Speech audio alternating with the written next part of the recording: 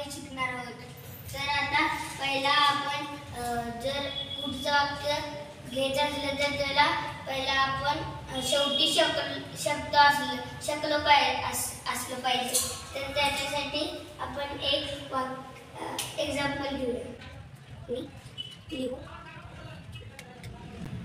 तर आता पहिला सब्जेक्ट आलाय म्हणून त्याच्यासाठी मी आहे, मग मीला आय म्हणतो तर आय लिहायचं। आणि पहिला जर व बाळ असलं तर ते शेवटी लिहायचं, म्हणून पहिला शकलो लिहायचं। शकलो तर त्याला येतो कूड, आणि लिहू येते राईट।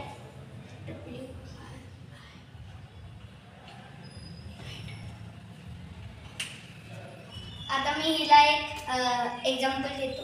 एक्झाम्पल म्हणजे विचारते, मी वाचू शकलो